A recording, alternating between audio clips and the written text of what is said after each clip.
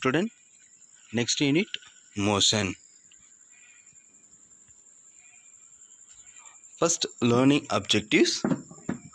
Student, after completing this lesson, you will be able to list the objects which are at rest and which are in motion. Student, after completing this lesson, you will be able to identify the object which are at rest and which are in motion, and also you will be able to understand the distance and the displacement. Okay, after completing this lesson, you will be able to understand the concept of distance and displacement. Student, you will be able to determine the distance covered by an object describing a circular path.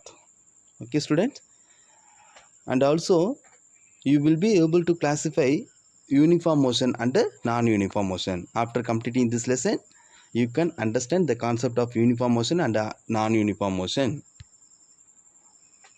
And then, student, after completing this lesson, you will be able to distinguish between speed and velocity. You can understand the concept of speed and velocity, and also you will be able to distinguish between speed and velocity. Student, after completing this lesson, you will be able to relate accelerated and unaccelerated motion. Okay, you can give the relationship between the accelerated and unaccelerated motion. Student, you will be able to deduce the equation of motion of an object from velocity time graph. Okay, by using velocity time graph, you can deduce the equation of motion of an object. Students, you will be able to write the equation of motion for a freely falling body. And then, students, you will be understand the nature of circular motion, and also you will be able to identify centripetal force and centrifugal force in day-to-day life. So these are the learning objectives of this unit. Student, introduction. Motion. Motion is the change in the position of an object with respect to its surrounding. Student, with respect to its surrounding, an object, it can be changed the position, is called an object is in motion. Okay, so motion is the change in the position of an object with respect to its surrounding.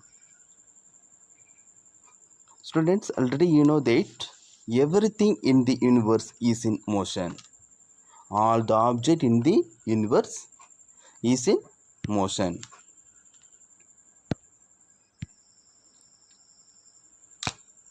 Because even though an object seems to be not moving, actually it is moving, because the earth is moving around the sun.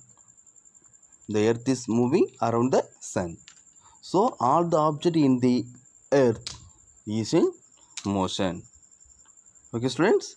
So even though an object seems to be not moving, actually it is moving, because the earth is moving around the sun. You may see object moving in your surrounding, cars along the road, trains along the track, and aeroplanes in the sky are all moving. So like cars along the road, trains along the track, and aeroplane in the sky, these movements are one type of motion. You may see the fan rotating in the ceiling. This is another type of motion. Students, you know that the rotation of fan in ceiling is another type of motion. When you are playing in swing, it moves to and fro. This is also a type of motion. From this concept, Motion is described in terms of distance, speed, acceleration and time. Students, in this lesson, we will study about different types of motion and equation of motion, displacement, velocity and acceleration. First, rest and motion. Students, if you need to understand the concept of motion, you must know what is meant by rest. In physics, the objects which do not change their position are said to be at rest. What is meant by rest? An object which do not change their position are said to be at rest. Example for that, a book lying on a table, the walls of your room. These are the example for the rest. Next, motion.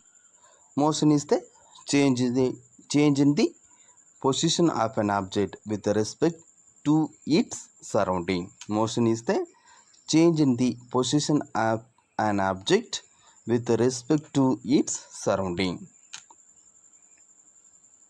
Example for that, cars and buses running on the road, birds and aeroplane flying in air. These are the example for the motion of the object. So motion is a relative phenomena.